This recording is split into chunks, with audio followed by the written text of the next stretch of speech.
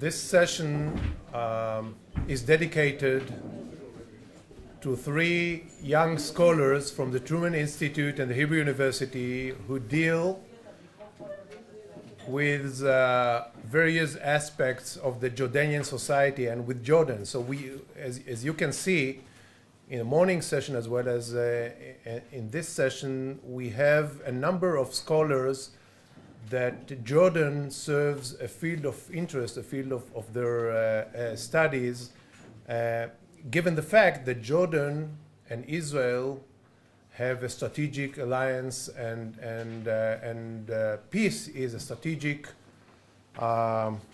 interest for both Jordan and Israel. We have three speakers. I will introduce the first one, and I apologize that we have now a delay in starting this session, and I have to leave for teaching at 12:30, so I hope that Professor Podeh will be still here and he will replace me in the last speaker's section. And let us go and hear this first speaker. First speaker is Dr. Bosmat Yefet Avshalom. She teaches at the Department of Islamic and Middle Eastern Studies of the Hebrew University. And she's also the coordinator of the Middle East unit of the Truman Institute. Her PhD dissertation dealt with the discourse of human rights in both Jordan and Egypt, and currently she is involved in a number of studies about Egypt, but we will hear her talk of today about the discourse of human rights in Jordan. Please join me in welcoming Dr. Bosmat Yefet Avshalom. Thank you. Today I would like to deal with some of the characteristics of the human rights discourse in Jordan, which is part of a larger discourse of, or the vibrant discourse of democracy and reform in Jordan. First, it is important to emphasize that I'm not dealing today with the intellectual discourse. Can you speak with the microphone? Of course. How is it now? Better? Okay. It will stand for a few minutes. I have to use the microphone for it. First, it's important to me to emphasize that I'm not dealing today with the intellectual discourse of human rights.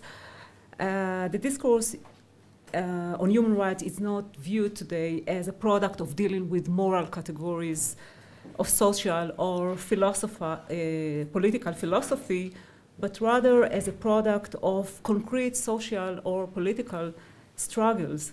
The discourse is a reflection of power struggle in the local arena, and at the same time is an expression of the tension and struggles involved in defining the collective local identities, whether they are traditional, modern, secular, or religious versus the Western culture.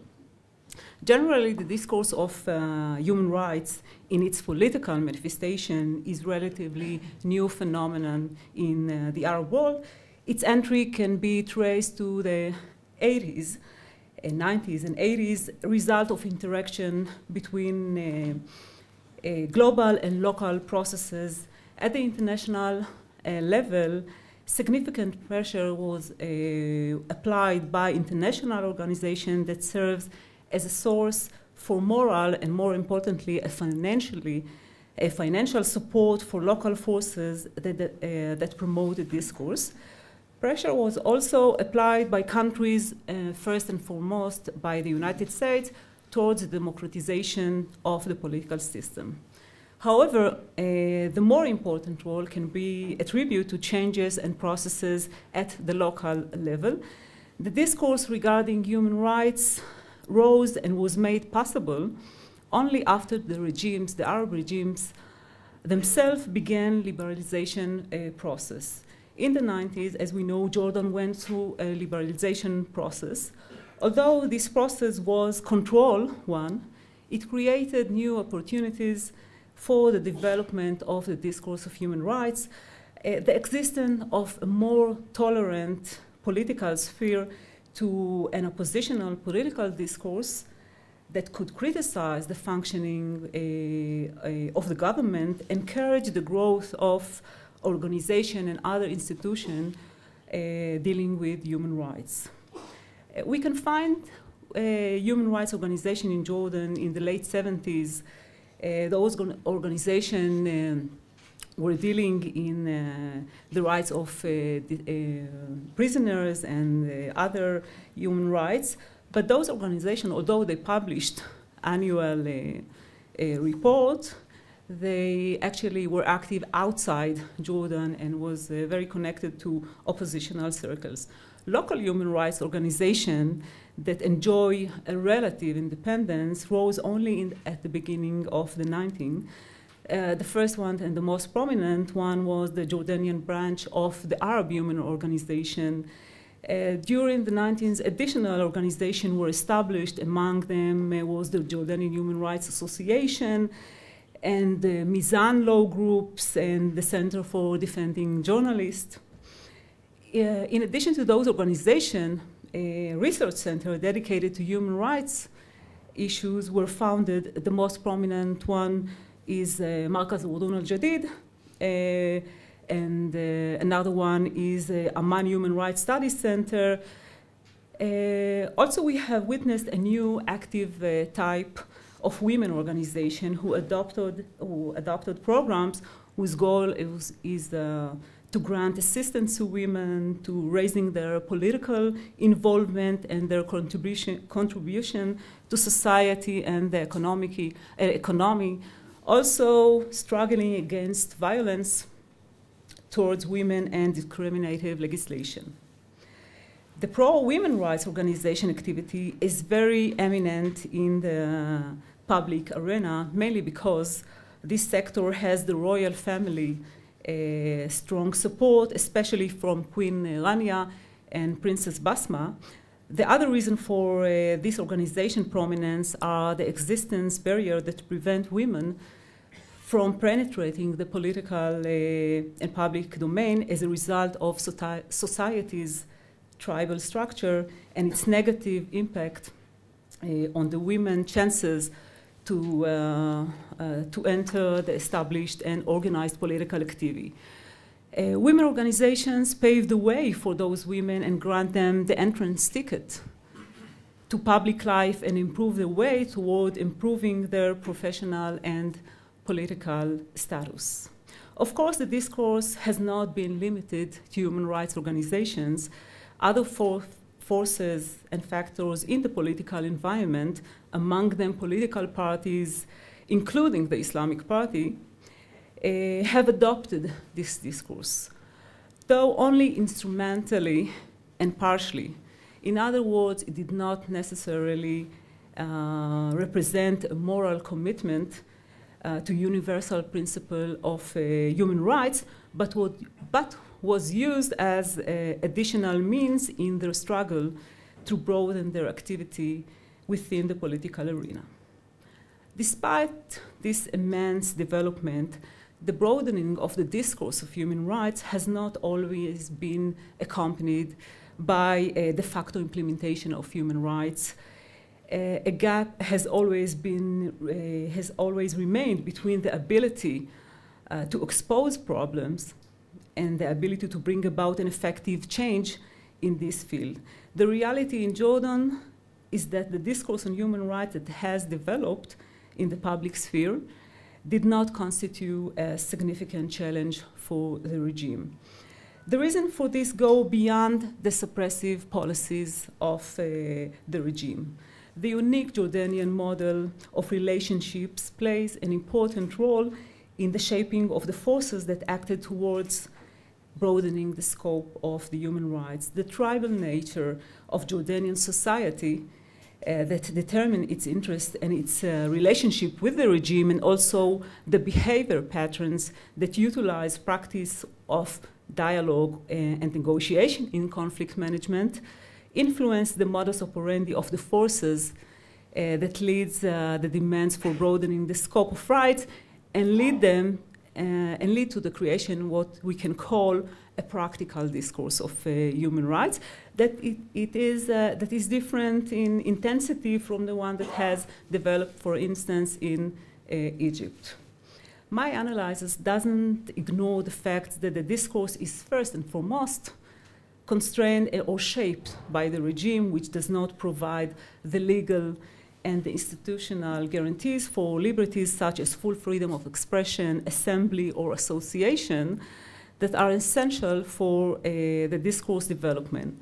Moreover, the Jordanian regime, like many Arab regimes, created bureaucratic procedures, regulations, and laws designed to bolster the control and the supervision over the forces at the forefront of the demand for change led by the human rights organization. In this way, the regime places obstacles in their way and block their ability to act within the public sphere.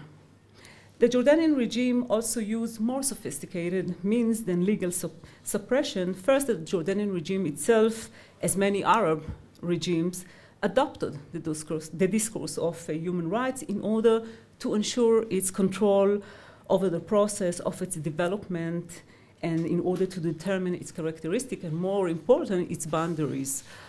The human rights discourse has become integral part of the official discourse since the liberalization process. The regime has devoted a central place to the human rights and democracy language in its political rhetoric, a trend that was continued and even strengthened during the reign of King Hussein's successor, King Abdallah II. At the same time, the Jordanian regime acted in various strategies to put limits on the discourse, to control it, and to nationalize it. One of the strategies of nationalizing the discourse took the form of creating human rights organizations that were controlled by the states. Through this organization, the regime sought to reduce international and local criticism, and at the same time act to channel and regulate the discourse according to its interest. The National Center for Human Rights that was formed in Jordan in December 2002 reflect this modus operandi, despite the fact that this organization has published in the past reports that were surprising and unexpected as far as the level of criticism regarding human rights abuse is concerned. It remains weak because it does not have any authority beyond reporting, publishing its findings.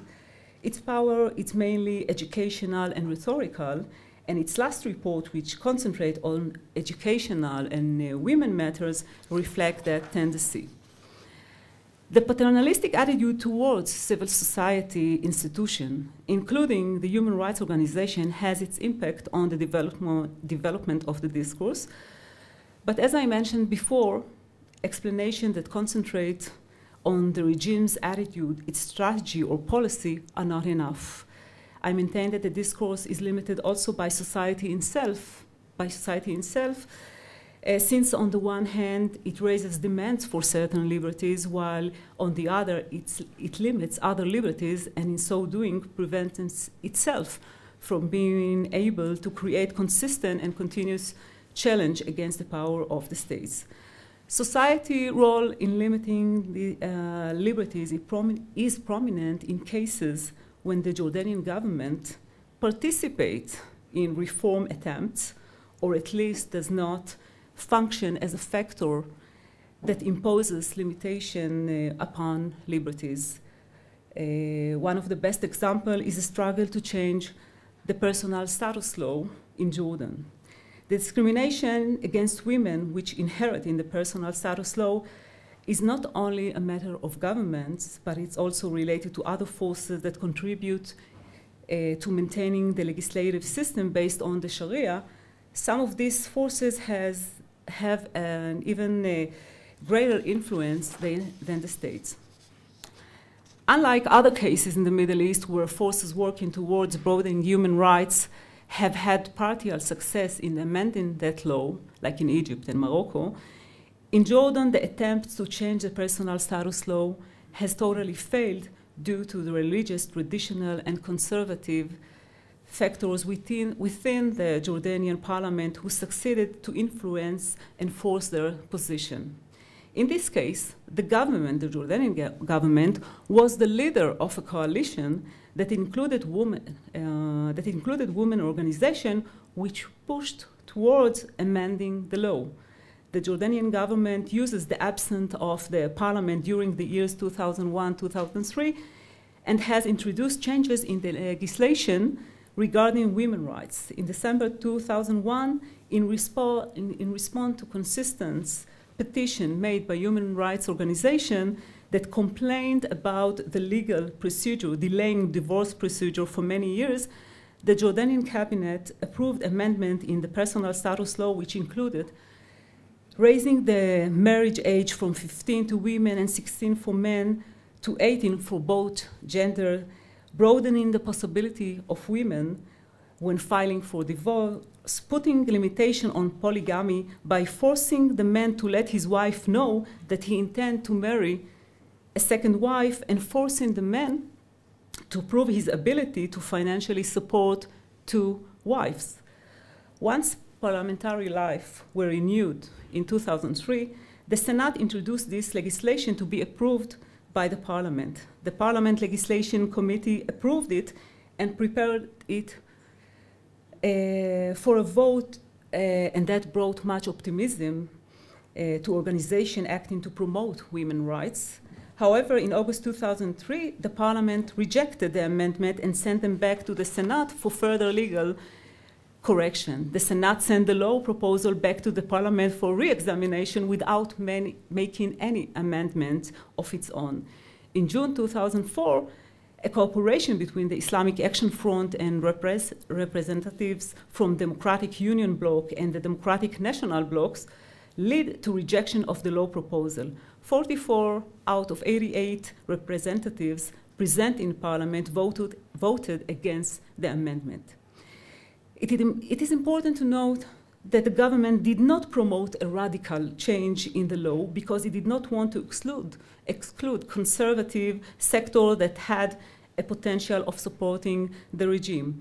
Also, the government did not wish to harm their image as a protector of the religious value. The amendment proposed in the law dealt mostly with procedural matters and did not address the fundamental inequality inherent in the existing divorce regulation.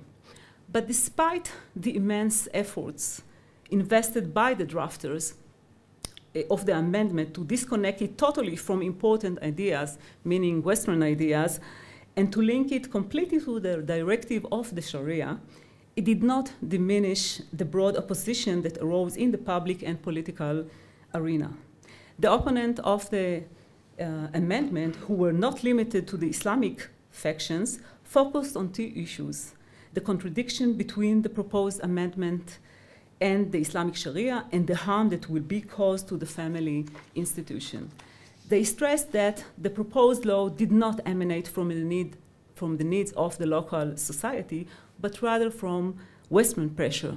They portrayed their struggle against the amendment as an additional link in the chain of the struggles that they are engaged in against globalization and the American Zionist mechanism of control. The opposition to the law amounted by the coalition of interest between tribal faction and the Islamists in the Jordanian parliament diminished, as I said, the government interest in investing serious efforts to push the amendment through legislation. The Jordanian government that took over the struggle and sponsored it manipulated it in accordance with its own interest. The dual approach of expressing commitment to the woman's status on the one hand and emphasizing a commitment to preserve local values on the other hand is a major characteristic of this process. Within this framework, broadening women's rights depend on the extent of concession and risk the government is willing to take in the political arena. In the situation that was created, the royal family had little interest in undermining its support base in parliament and preferred to adhere to its undeclared policy, according to which the parliament will have leeway in determining social and cultural issues, and in return the parliament will cooperate when discussing issues that are more crucial for the survival and the stability of the regime, such as its economic programs and foreign policy. In this case, women's rights were sacrificed in return for political stability. First, this case reflects the regime's ability to arrive to agreements with society regarding limitation of liberties. The royal family sponsorship for the struggle to amend the personal status law empowered women organizations, but at the same time restrained them and limited them into a framework that is comfortable for the regime and denied the organization ability to express oppositional, different, or radical position. And more important, society's reaction to demand to expand the liberties that emanate from certain sectors within society allow the regime to exploit religious perception, conservative values, or perception related to the other, meaning the West, that exist in society in order to create a pact and solidify informal agreements with different sectors within the political scene. And more important, those pacts contribute to its ability to put limits on liberties which are more crucial to its stability, like more freedom for the press and the activity of civil and political organizations, at the same time reduce the power of society to constitute a consistent challenge to the regime and its policy regarding human rights. In conclusion, the weakness of the discourse on human rights in Jordan as a source for political change is due to a variety of factors, especially the power of the states to suppress these demands through legal and other means. However, upon examining the discourse that has developed in Jordan, it is evident that these explanations are lacking and do not reflect reality in its entirety. The limitation imposed on the development of the discourse on human rights do not emanate only from the regime and are due to the various relationships that exist between society and state. Thank you. Thank you for your keeping the time, exactly 20 minutes. Well done. I enjoyed very much your contribution. And our next speaker is Asaf David, who is emerging as one of the leading experts on Jordan in Israel. And it is not because he was my student. In fact, his mentor, as well as Bosmat's mentor, is Professor Avraham Sela, who sits here, who is also the chair of the academic board of the Truman Institute. Asi, this is his nickname, is a candidate of the Department of International Relations at the Hebrew University, a PhD candidate. He's also a consultant on Jordanian affairs at the Economic Cooperation Foundation, ECF. He served as the secretary of the Israel Oriental Society between 2003 and 2006. He also established a web newsletter of the Oriental Society and other initiatives of him. Asaf is working on the relationship between state, society, and the military in Jordan. His dissertation is titled "In the Service of His Majesty, Civil Military Relations in the Hashemite Kingdom of Jordan under the reign of King Hussein and King Abdullah II." Please.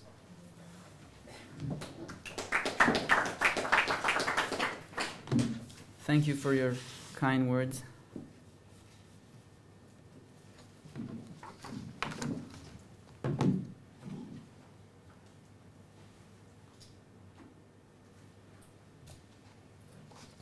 Okay, good morning. As you can see, the title of this presentation is God, the Homeland, and the King, which is basically the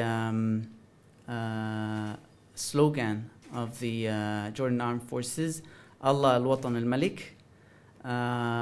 It's not a coincidence that the homeland, the Watan, precedes the Malik, the king, and I hope it will be clearer by the end of this presentation. Just a few quick notes on the state of the art regarding the Jordan Armed Forces. First of all, the professional literature on the Jordan Armed Forces is preoccupied with its first 4 decades. I mean, you basically can't see anything meaningful and systematic that was written on the Jordanian armed forces since the 70s onwards. And what you have since then is basically either anachronistic or unfounded statements on the Jordan Armed Forces and its relationship with the society and with the state. The semi-academic accounts reinforce the old image of the Jordan Armed Forces. It's being Bedouin, highly privileged, pro-Western, and kept away from politics and society. All these elements had changed during the 70s, and even more so under King Abdullah II, in which on this period I want to concentrate.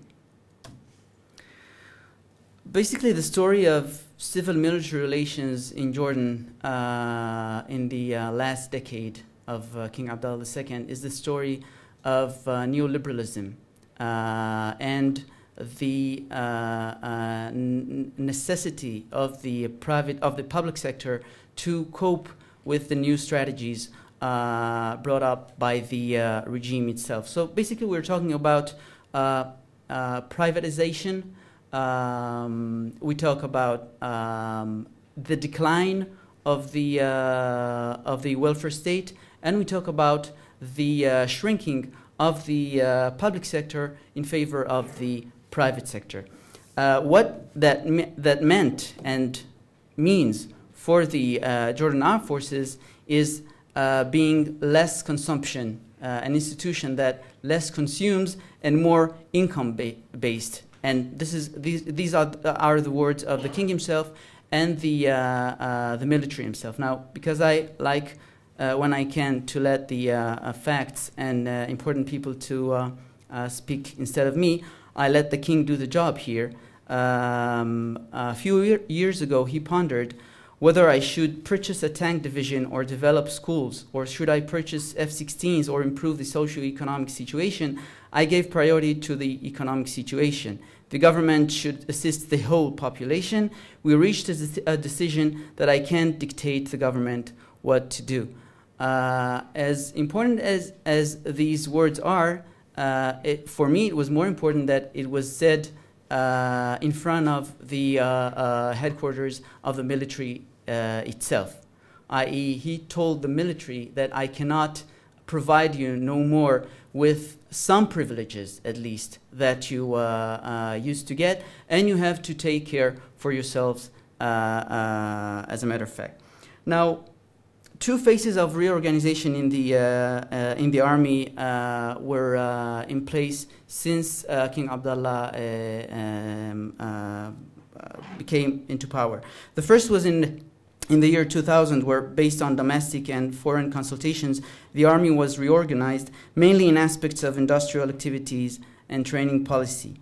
But there was a second reorganization that was commissioned in the year 2004 and became effective 2 years ago. It was the king that was possibly unhappy with previous results, ordered a comprehensive re-evaluation in order to make the armed forces, and I quote, modern, lighter, more effective, and more economical.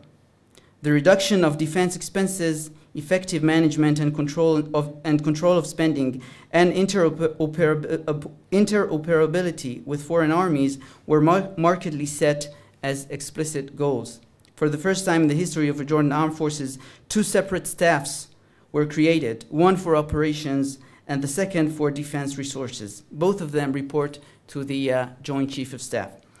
Now, what was extraordinary in this period and the role that the king envisioned for the army was the fact that the army was to generate its own sources of income when it could.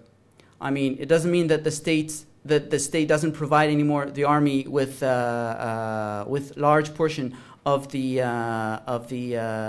budget, but the army has to take care of its own in the places in which it can, and we'll see what happens in the investment and business activity of the army.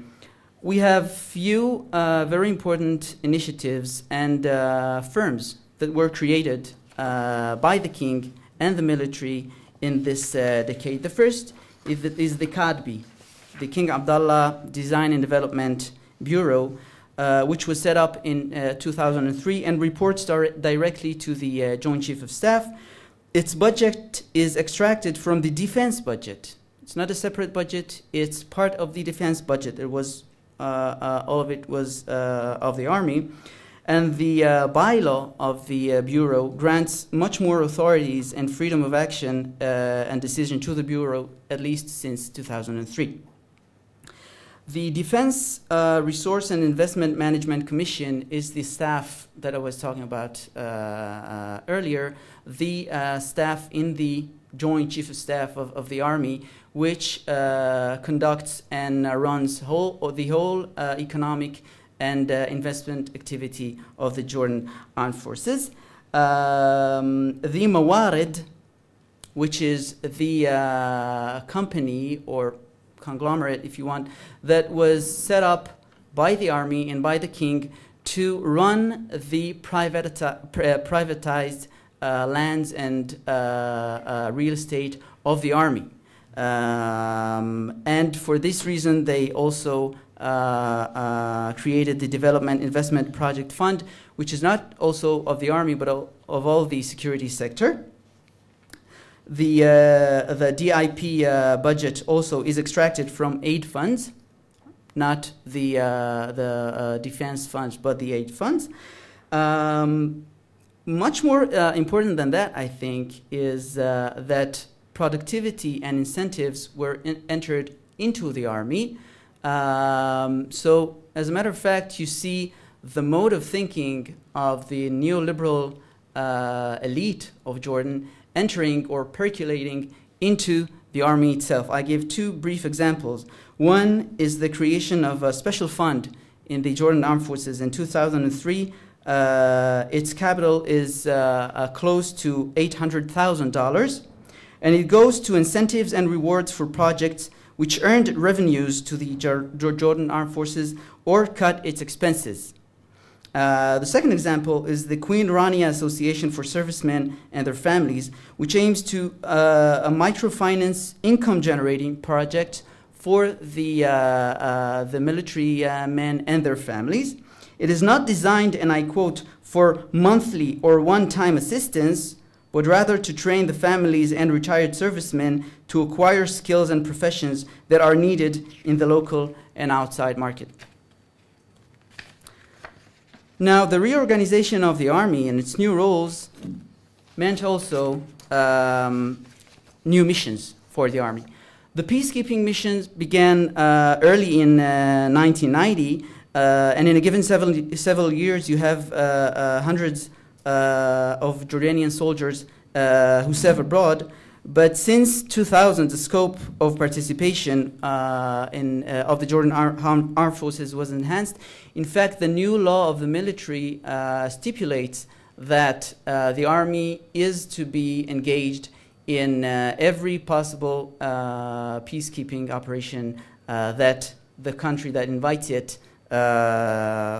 wishes for. Now, the army is reluctant to admit it, but civil accounts, Jordanian civil accounts of the army, admit that it is the peacekeeping operation is a good source of income to the country. And so you have a country which is not very operative in the last decade or even more, so you need to do something with the soldiers as well as give them sources of income, so you send them abroad to train and to participate in peacekeeping. King Abdullah also envisioned Jordan to be a regional hub for training, especially for special forces. So, in this, for this reason, he created the Kasotec, the King Abdullah Special Operations Training Center, which basically trains people from all over the Arab world. You have Palestinians, the Dayton forces there. You have Iraqis. You have even Lebanese there. And it's a very central role for the army in the thinking of King Abdullah. I won't touch about going to the special forces and Air Force, but just in a nutshell, this is the main goal and the main vision of the army in the eye, seems to be, in the eye of King Abdullah. He pays much more attention and much more input in these two forces. Now, a remarkable security force that was established a year and a half ago maybe was the gendarmerie, the Quwat al-Darak. What's remarkable in this regard is the fact that it's basically a riot police, a very powerful and resourceful riot police that was created because the establishment, because King Hassan, Prince Hassan once said, the establishment means the people who have the money. So the establishment created this Quwat al-Darak, and the terminology is very, very loaded with meanings in Jordan, because Quwat al-Darak were the ones who pacified the tribes in the 20s and the 30s. Now, this Quwat al-Darak is a special mechanism inside the Jordanian security sector. It's operated inside the military, the Ministry of Interior.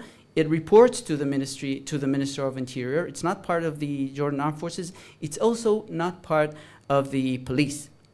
And just a short example, the gendarmerie are seen as part of this neoliberal thinking that means to pacify the tribes and pacify the Transjordanian population in favor of the king's choices, economic and social choices, whereas the army is basically on the other hand, on the other side. It's part of the Sha'b. And what was remarkable a month ago was that when riots and demonstrations were erupted in Aqaba because of union workers that demanded rights under this pretext of what's happening in the privatization and neoliberalism, the gendarmerie came and basically treated them very, very harshly and broke some bones. The people, the demonstrators, ran into the Mustashfa Hayy al-Askari, which is the military hospital near Aqaba. The Quwat al-Darak wanted to come inside and arrest these people. Then came the Supreme Commander of the South, which is a military commander, and ordered the evacuation of these Quwat al-Darak, because you cannot enter into the campus of the Mustashfa, of the hospital. And what happened the day after is that the whole public Jordanian sphere were praising the army for being to the side of the Sha'b, to the side of the population, in front of the Quwat al-Darak, which was, for me, really amazing thing. Now, the military and politics also had some changes in scope under King Abdullah. For shortage of time, I won't get into it too much, but just a quick note. The King Abdullah also envisions the let's be more specific, more cooperation between civil and military leaders in the realm of defense resource, and military strategy. So for this purpose, he created the National Security Council, and I quote here about the National Security Council, from the pure military and strategic domain, that is a conversion from the pure military and strategic domain, to national policy and government strategy on security and defense. The training officials, both civic and military in this college, see it, or the college sees it, as a preparation for top positions. Very interesting that the constants of the colloquial, if you want, the training strategy of this college, the constants are the supremacy of Jordanian interests and the Hashemite legitimacy, but any other thing is variable. The variables are policies and strategies. What's even more important is the non-attribution policy of researchers and lecturers outside the college. And I already saw some very intriguing and important figures from the opposition, or if you say the nationalist opposition, as lecturers in this National Security Council. They cannot state or identify as lecturers, but they are lecturers. I'll go to, I have 3 minutes, so to two important slides which I want to emphasize. One is the rise of retired servicemen.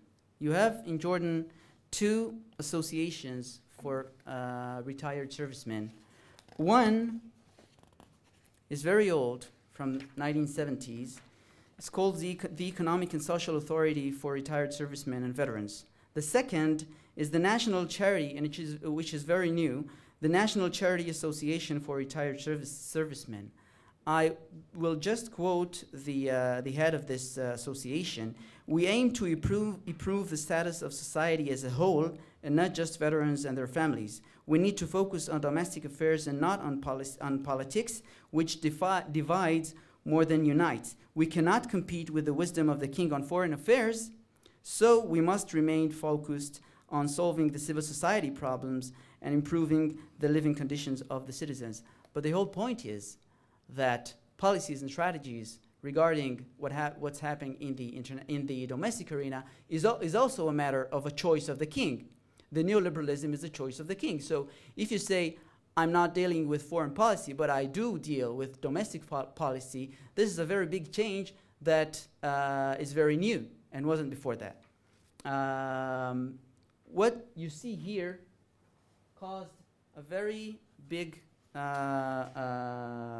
storm in Jordan, because it is signed by this new association, and basically you see praise and support for the king. But if you read the little words and lines, you see that he's saying there, we will stay loyal to the king as long as the hukum remains clean. Cannot really see it here, but وما دام الحكم نزيها والأيدي نظيفة إن شاء الله فنظل معك المخلصين الصادقين. This is remarkably departure from the past. And I thought that I was the only one who noticed these words, but I wasn't. And I will end with 1 minute with the problem of the issue of the periphery versus the center. I think in many militaries in the world, and also in Israel, also in America, the military becomes more and more the representation of the periphery, because the center, the wealthy center, is becoming more and more wealthy and more detached from the military and the public service. You have to understand the concept of Hindi Ahmar in Jordan means the native, the neglected native, the East Jordanians that were there even before the Hashemites came into power, and saw the waves of Palestinian refugees and Iraqi refugees and so on and so forth. This issue is very, very present in the Jordanian discourse on the military and the meaning of serving the military. And I finish with this remarkable cartoon. You see there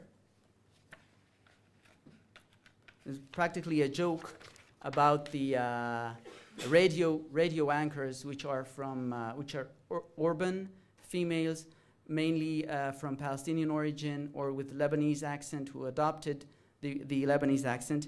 And you basically see there the Bedouin from the desert says, "Sister, I told you my name 100 times. I am Shlihan al-Dashadje," which is a sort of tribal name. From Mars. I am from Mars. I am Ana min al-Marrikh. I am from outside the country. I'm not here. And I request the song Our Army and dedicate it to. And she says, "Dear listeners, with us is this terribly poor guy who says he lives in Mars." She says, and she uses the Lebanese accent, "صديقنا المهضوم كتير عم بيقول إنه من المريخ." He's very, very terribly poor guy. "No problem, my friend. شالح الدشداشة," which means take off your clothes, you're so poor. "We'll let you hear the song, I'm going tomorrow to the army." And I finish here. Thank you. Thank you, Saf. If it was up to me, I would like to hear you more and more, but unfortunately we have a time schedule. And before I introduce our next presenter, let me ask Professor Podé to take lead of the remaining part of the session, because I have to leave shortly. Thank you for agreeing to do this in such a short notice. And also I would like to correct a mistake. Professor Podé was the supervisor of Bosmat, together with Professor Luis Roniger of political science, and Avram Sela was her supervisor of the MA. So I'm sorry for this confusion. Our third speaker is Tal Shenhav. She's a doctoral candidate of the Hebrew University dealing with gender messages in national television programs in Jordan, Saudi Arabia, and Tunisia. She is a Truman Scholar for the last 2 years and a member of the Truman Research Group, which is titled "The Other Gender, Muslims and Jews in the Middle East, Parallels, Meetings, and Diversities." The title of her talk today is "Gender Messages on National Television in Jordan." Please join me in welcoming Tal.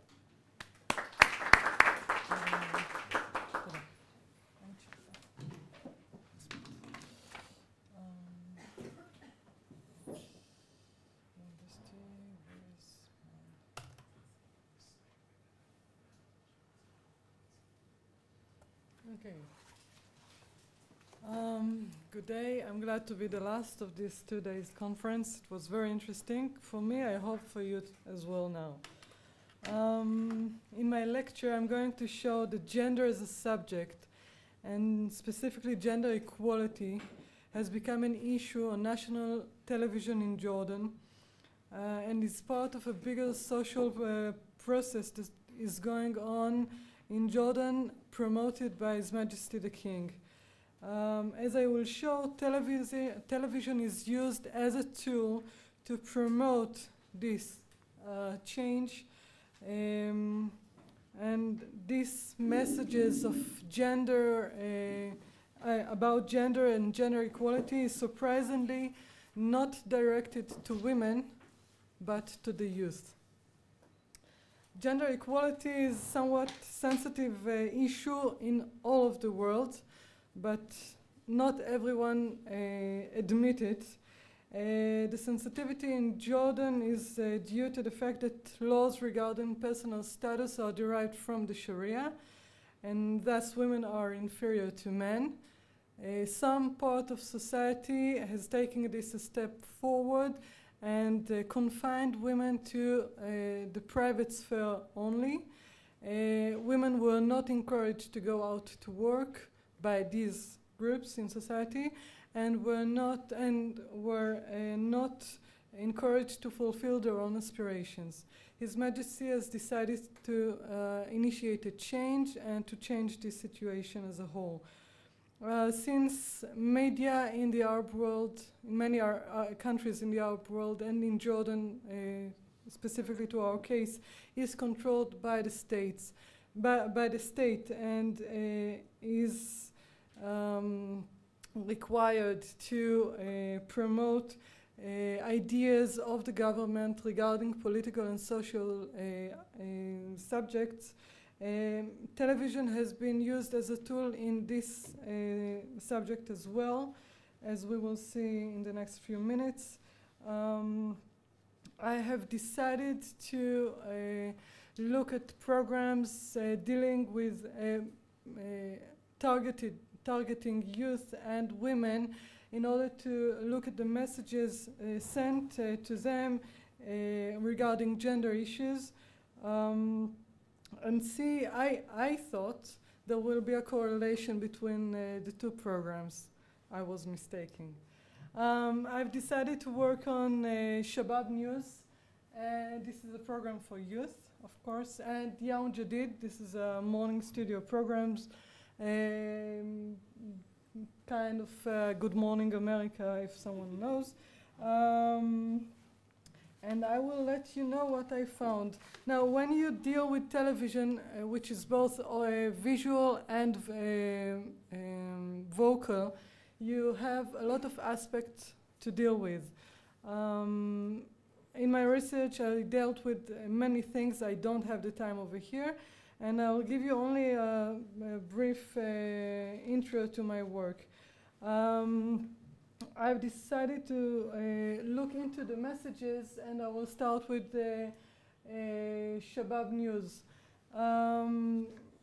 First, you can see it is hosted by both a man and a woman, which is dealing together, dealing with all the subjects that are coming to the program, and this is a change. It wasn't before on television. Usually there is a cut. Men deals with certain subjects and women deal with others. And what are the subjects on the youth program? First, equality. Gender equality is the basis for all subjects, be it fulfilling self-aspiration, be it being a better Jordanian citizens, be it taking care of our Palestinian brothers, taking care of the Arab nation, and being part of the global world. Gender is related to all these things because women, boys and girls alike are called to be to be active in these subjects in the programs I saw. And being active is something of great importance. And when you compare it to the morning program, sadly I must say, the picture is totally different. First, you see two women hosting the show, which could mean that women get the whole arena to act, but when you go down to the details, you see it's not promoting women. I've been looking at this program since 1996. Back then, men and women hosted the show, and there was a clear cut who deals with what subjects. Women, the hostess dealt with nutrition, health, family things, housekeeping items, and the men dealt with all the rest. Nowadays, two women are dealing with all subjects on the show, but subjects that are not in the show is women's development, women's getting into getting active for themselves, gaining profession, higher education, getting out of the circle of taking care of the kids, the family, and the home. You see a lot of men officials coming to the show and presenting, and they are, it's bad to say that, but a mere decoration. They are not promoting anything related to women as women. What was amazing for me to see is that women are not mediators between government and the youth, which I thought would be. Youth in Jordan is directly connected to the government. There are several programs, TV programs for youth in Jordan, in which they have direct contact to the officials, sitting in a studio asking questions, most probably confirmed before the program started, but they ask questions and get answers directly from the officials. They are called, they are being promoted a subject that will help them be better citizens of the world, of the nation, and they are being called to be active. And this was a great surprise for me. The future lies in the hands of the youth in Jordan. In order to put this in perspective, as you heard, I'm dealing with Saudi Arabia and Tunisia as well. I will show you what's going on in Saudi Arabia. This is the studio of the morning program in Saudi Arabia, and this is the studio of the youth program in Saudi Arabia. And the first thing you can see on the youth program, there are no female on studio. Even though in this specific program, it dealt with boys and girls alike, dealing with life in 21st century, and they were talking about how girls behave in the 21st century. No girls were allowed on the studio or asked or being interviewed for this show.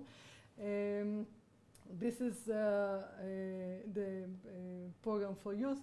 The program for women, on the contrary, is hosted by two women. Up until August 2005, there was a morning show hosted mostly by men, and there was a small section at the end for women dealing with the traditional subjects. After King Fahd died and King Abdallah came to the crown,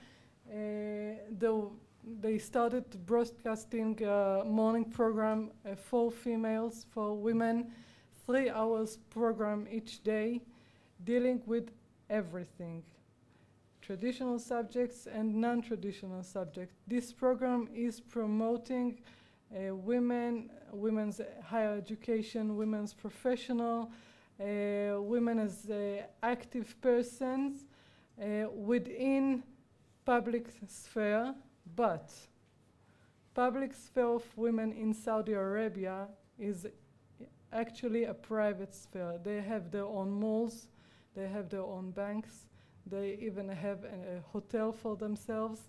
So they are not part of the public sphere of Saudi Arabia, but their own. But there are only women professionals on scene. No man is seen on screen, but for the program's chef that stands behind a stove. And you can see the screen behind. If there once they interview the man, his picture is on the screen. He can't be allowed to be on studio with the women. So instead of putting a frame around women in Saudi Arabia, nowadays men are put into frames. And this is a totally different picture than in Jordan. But when you go into details, what are they telling the youth in Saudi Arabia? simply preserve the status quo. Keep Islam monitoring everything, women confined to their space, and do not initiate change.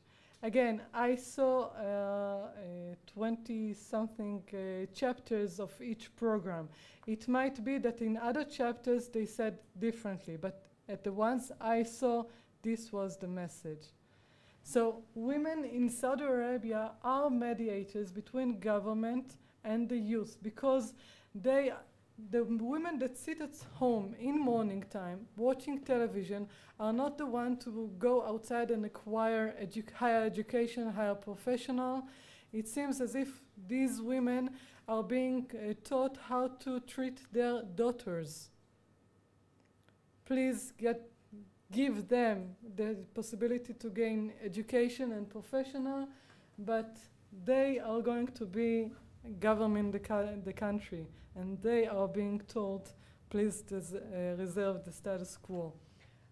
So it's totally different countries. Both countries are practicing Islam as a state religion, but each take it to a totally different place. And if we want to see a third example, I'm sorry, technical problems denied the picture of the youth program. According to law in Tunisia, men and women are equal by the law. You can see gender equality in all programs. Gender is not an issue in Tunisia. Because there was only one program for youth I could work on,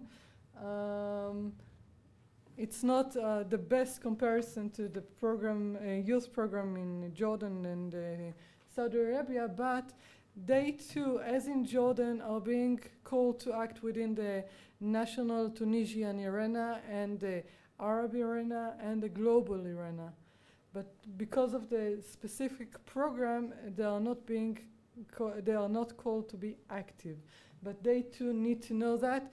In the morning program, gender is not an issue, and it is not used as a tool to mediate between government and the youth. In Tunisia, as in Jordan, youth is being approached directly by the government without mediation.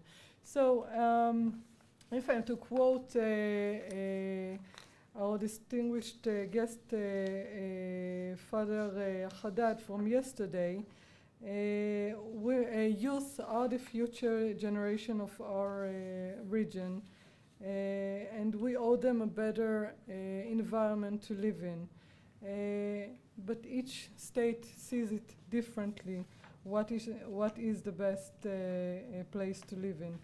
As a residents of the Middle East, we have to keep monitoring changes in our neighboring countries because, and I'm not talking only about political or economic changes, I'm talking about social changes, because countries are made of people, and the social change bring with it the economic one and the political one. And changes in one place has a great importance to the places near it. And we owe to our youth a better future, and we need to know how they present themselves in order to know how to conduct our things with them. Thank you.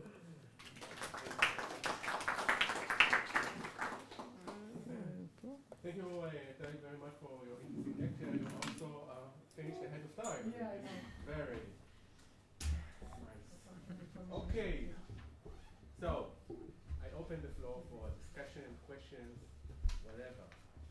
Yes, please, Professor Hazadin. Okay.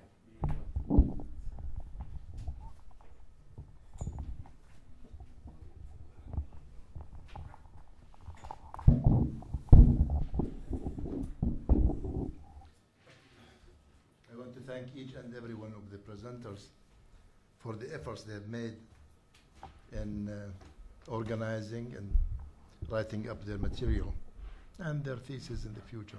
My very first advice is, if I were in the Truman Institute or the Hebrew University, depending on where these theses are discussed, I would strongly recommend that an individual, a knowledgeable individual from the subject countries be on the board of these theses. It would help a lot. I would bring in a military officer from the Jordan Armed Forces to sit in the group and listen to the presentation. I'm not very qualified to comment about the Jordan Armed Forces because the subjects that were brought up, these are newspapers, clippings, and it doesn't give a good reference for an academic piece of work. Newspapers, including even the newspapers in Israel, are not authentic reference material. These are whims of editors and chief editors. And the military-civilian link in Jordan was not presented, and it has a history. From the first time the mobile force, it was called the mobile force, was established 1923 at the hands of General Frederick Peck to General John Bagot Glubb in 1930. He took command in 1938-39 until today. The history was there was always in the cabinet a minister of defense in charge of the army like any other set up elsewhere. And that developed later on to have the prime minister himself be the secretary of the army, the minister in charge of the army. So when you look at the formation of any Jordanian cabinet, the first that comes out is the prime minister and minister of defense, always. It's not always, but it's okay. I assure you it's always. I can assure that it's not, sir. I can assure that it's not. Since the 70s, بقول لك you see, it developed. السبعينات. يا حبيبي اسمعني انت بتستفيد. If you listen to me, you benefit. I told you it used to be a secretary of defense. This stopped. And today, and for the last 3 decades or 4 decades, it's always the prime minister is the minister of defense. Since what's the time? Since هو what's بس the اسمع time? لي انت. طيب. على راسي. Which was Fittel? He had 3 cabinets. Since the last cabinet in the 70s of لا Mosque أبدا. Kal, لا. لا يصير. على كل حال. على كل حال. بعدين. Can you bring me on his board? Yeah. No, you would benefit when you listen to me. Yes. So the civilian military linkage theoretically is maintained through that. The interaction with society, and you referred that this is separate from the society as an institution, correct. But each and every member of that military establishment is a member in a family. It's true, in his capacity as a member of a family, he is not allowed to even vote. He is not allowed to subscribe to the professional associations. He is not allowed to be a member of any party, political party. So these would make them look like they are separate from society, but at the same time they are interacting through their own families. They are not aliens from Mars. The joke that meant so much to you is meaningless. And let me correct your understanding of the joke that you put so much value on. The joke is these broadcasters that they bring that are ignorant of their surroundings. That's the joke. When the guy said, my name is Shalhan al-Dashadsh, true, it represents someone who comes from a rural area, mostly. Could be a Bedouin area, but a rural area more likely. She made a mistake in repeating his name because such names are alien to that civic environment where she comes from. The joke is there, that she called him Shalah Dashadsh, and she made a mistake in the song. What the joke says, you are putting on the air people who do not understand things. That's the joke. It's not the Hindi Ahmar or These Hindi Ahmar that you think is the Hindi Ahmar are the more prominent in the country. You want to correct me too? If I move over, I just wonder why you kept calling the Jordanian kingdom a regime, a regime, a regime. Why? What is a regime? Is Israel a regime? No, no. See, the name regime has the connotation of a totalitarian system that is most likely. We're now disagreeing on the English interpretation. Neither it is your mother language nor it is mine. It's a state. It's a state. Seldom have I heard of the British regime. Seldom have I heard of the French regime. Or American regime. Seldom have I heard of the American regime. I think the professor has a point. Thank you. But I'm outnumbered. Thank you for the support. This is always my luck with Israelis, always, throughout the negotiations. The ratio, the minimum ratio was 2-1, the maximum ratio was 22-1. But I'm living with it, managing it. The role of women, the first credit goes to King Hussein in 1974, when he ordered a legislation to give women the rights to vote. So in the civil code, men and women are equal. You are referring to things that hit on the constitution structure. You have to refer to that. This is the basic reference of all legislation. When you refer to the constitution, it is wisely put that the personal affairs, not the civil status, but the personal affairs, are referred to religious courts, Mahakim al-Shari'iyya, both Islamic and Christian. These are special courts away from the judicial system of the state that applies the civil code and all other laws that are passed by parliament. Now, when you go to the Sharia law, this preserves the rights of Christians. It also preserves the rights of Muslims. The remarriage, all the issues that you talked about, that were discussed in parliament, are the authority of these special courts. And they do not legislate for them. Parliament does not legislate for these courts.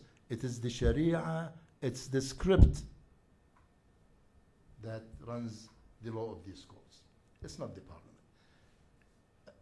A very important thing, a very important error that you went in, was that the royalty, the crown, plays politics to gain support of parliament. This is a huge mistake, because the crown does, the king is the head of the three authorities in the state. Is the head of the legislature, the head of the judiciary, and the head of the legislative branch. He is the head of them. He does not need to be voted in. He does not need to be supported. And I assure you, whatever the king wants, through his own contacts with the legislature, he gets it. Emphasize what I'm saying. Yeah, but he does not play politics. He does not compromise things in order to get votes in parliament. The Senate is his men. The Senate is his men, and that is a check in our legislation system. It's the king's men that do that. May I just shift here? Yeah, Just once. Yeah. Do you know who's the director of television in Jordan? Yes. Director of television is the king? No, no. The man responsible, I don't. You don't know. And director of television, you're wrong.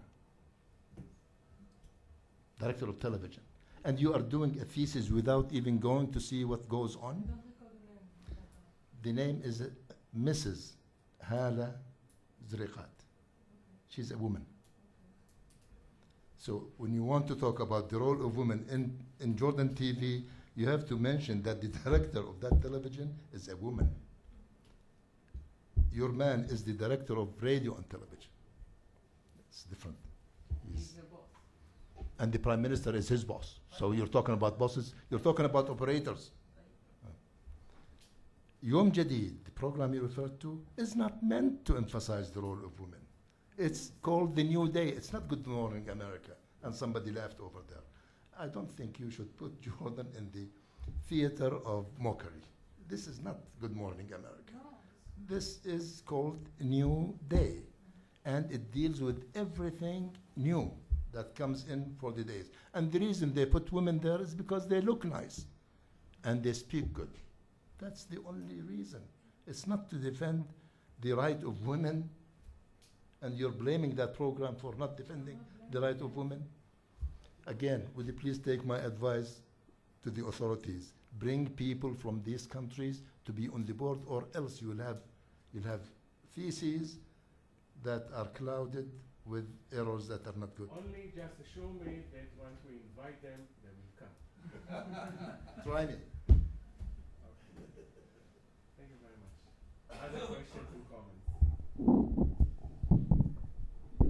Is that all?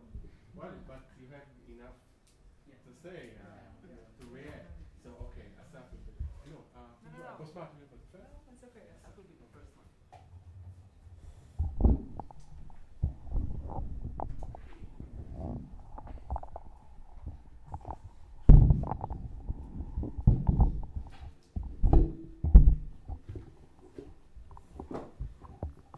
يا سيدي مع الاحترام أنت أستاذنا سيدي. You're very blunt in your criticism. Let me please be more clear in my response. I have a response, I think, for each and every point that you raised. First, about the sort of waving off this newspapers, allegedly, that I am referring to. The newspapers were to demonstrate the point. My resources and sources are hundreds, if not thousands, of bylaws and laws pertaining to the military, its role, its services, its privileges, its disprivileges, whatever you name it. That's one thing. Second thing, memoirs of military personnel. Third thing, books written by military commanders in Jordan in the last decade. So what you waved off as newspapers clippings were just demonstrations of the, and of course I have data that I cannot show because a presentation is a show and I want to make a good show. So that's about the criticism about the sources.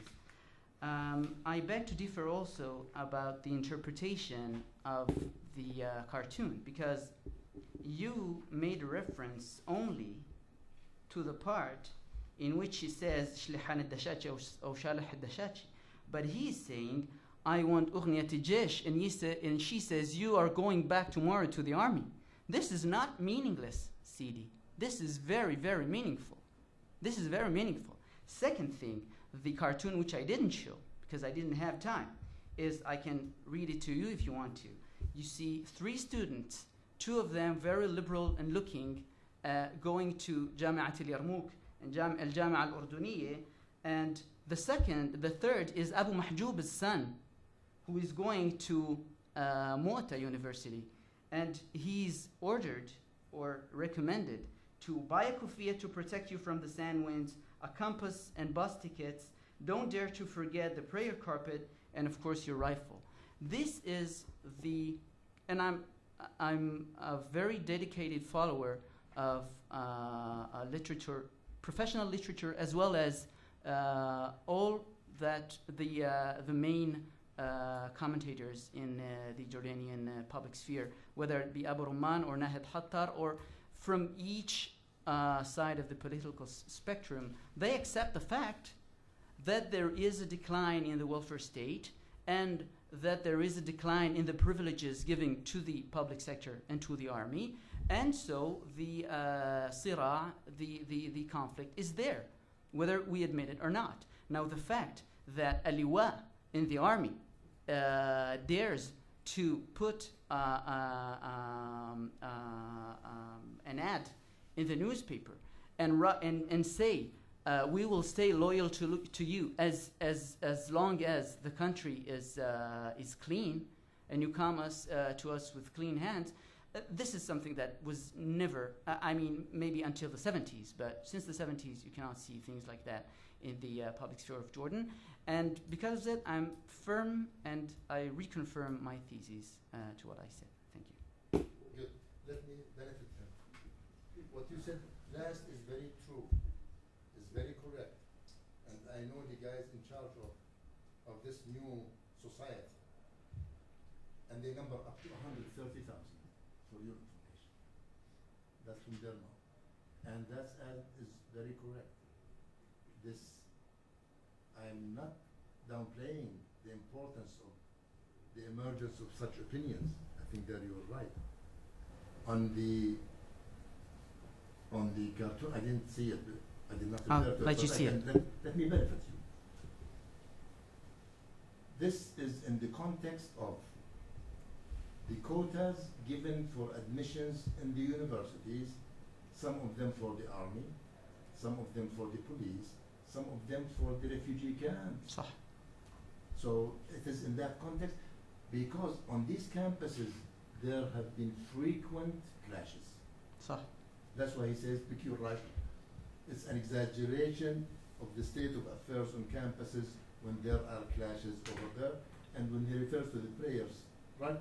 It is the role that the Islamic Front is playing in the elections of student bodies. That's what it means. And this is true. The Islamic National Front is true. But the relation of the state, back to our thesis, and maybe yours, the relation of the state with the political Islam has fallen through. Okay. Ever since Khalid Mash'al was deported, and this thing has been receding all the way until today. But it is still true that the general public is religiously oriented, not necessarily politically Islamic oriented, but is religiously oriented, and the king and the government, and including me, I'm not a government, I'm a Christian even, I have to mind my words when I talk about Islam, because you offend the feelings of the majority of the public. I hope you benefit from my comments. I did. Thank you very much. Okay. Thank you for your comments about the word regime. If I I think wa- it was resolved already. Okay, no, if I wanted to use the word authoritarian, I would use it. I try to use a natural, more natural, Administration. neutral words like regime. I don't believe, personally, I believe that the professional literature about the Arab world and Jordan, especially Jordan, will have to cease to use the word authoritarian, because what is developing is a sort of hybrid regime of some sort of democratic and authoritarian characteristics. And so it wasn't intentionally to use the word regime in order to say authoritarian in more soft way. Regarding what you say about the personal status law, that if the king will want it to pass, he will do it. It emphasizes what I'm trying to do here today. Because he is I want to ask you why he by his sister and his wife led the coalition to amend those laws and to try to amend those laws in the parliament. So why didn't it pass if he wanted it? Because he plays politics. He prefers stability on Do you want to benefit or you want to argue? No. I'm trying to benefit by, but I'm trying to ask you, give me another explanation. No. I don't think that the king isn't playing politics. Let me. May I, Mr. Chairman, or? See, you can't, in a country like Jordan, in matters like this, it is different from Lebanon. It's different from Damascus, but not different from Deir ez-Zor in Syria. the social habits that have their roots deep in history are not easy to shake or uproot without consequences. The law that members of the royal family, not the king, not the queen, members of the royal family, there were other princes, participated in the demonstration to amend them, is the penal code. It's the penal code, whereby the law allows the sentence to a murderer be reduced drastically if that murderer murdered his first of kin because of her committing a crime against their honor. They call them honor crimes. This is old. And today's generation and my generation denounce it. They wanted that article in the penal code either deleted or amended, and it was. Today, that murderer who used to get, instead of 15 years or 20 years in jail, he used to get down to 3 years, because the article allows, if the family of the murdered drops their personal rights, then it becomes only the public right, and the public right is limited to that. The penalty because of the public offense is limited to that, and what is on top of that is the personal. It is to pacify the personal revenge, to prevent personal retaliation. That has been changed. And it is not up to the discretion of the judge to do that reduction in sentence. That penal code is the parliament job, not the mahakim al-shar'iyya, not the special courts of the religious factions. It is a parliament code because that is the penal code.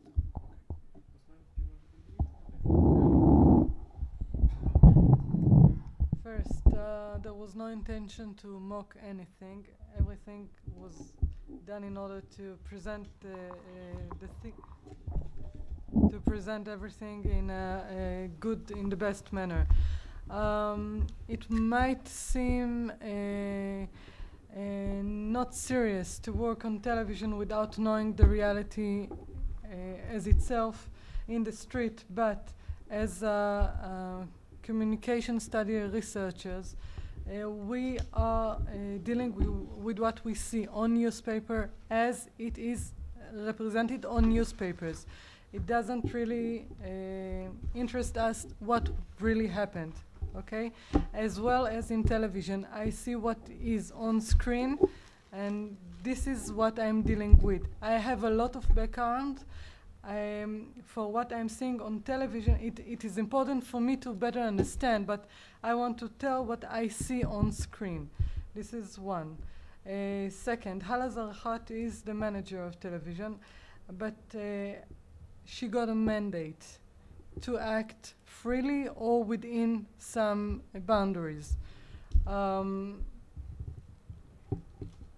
She's not the last person to decide. Correct me if I'm wrong. There are certain things that won't happen on television even if she wants, because the king is the last to decide if he wants to promote. No? See, I've heard it in Israel so many times. The king, as though the king runs a show. Does he have time to look at the work of the director of television? The king. I think. Let me tell you where it stops. The radio and television has a board chaired by a minister who is a spokesperson of the government. Today it is Dr. Nabil Sharif. That's where it stops. If it is a drastically strategic issue, he checks with the prime minister. That's where it stops. Okay. Now, how free she is, I'm saying this, and I confess I'm not a viewer of the Jordan television because of these satellites that bring in so many educational programs, news programs. I don't see it, but I am a frequent participant in their programs. They call me in for interviews, and we sit there about a half hour before the program and we chat, and I ask her, how is her work conducted? She did not complain at all. Then her boss, Jalil Maraka, joins us, or we go to his office and we chat after the program. He too doesn't have his hands tied. Okay. A great deal depends on the works of these operators. Okay. Still, I'm checking what I see on television. Now, when I say what I say on Jordan, I chose this program not because I wanted to see what I didn't know what I'm going to see when I started, but I chose to compare morning programs in 3 countries and to see what there is, what usually women sit at home at this hour of the day, right? So this is what women should see. There are women officials in Jordan. There are many women ministers. Yeah. They are not on the show. This is the problem. This is what I wanted to see. If they bring women that can comment on official women with higher position within this government, program on New Day, the programs I saw, women were not there. This is what I wanted to see. On Saudi Arabia, I saw it, not women in high-ranking position because they are not on television, but women were responsible on the show, only women. In Jordan, I didn't see it. This is what I wanted to present, they're okay? on different programs. Okay, but this is, we need to, this was what, yeah, this is what I wanted to say. This on an individual basis, if it's okay. Okay. All right, I want to thank all Thank the you. participants, the commentators, and you, the audience, and hope to see you all on our next celebration of the Israeli Jordan. Please do.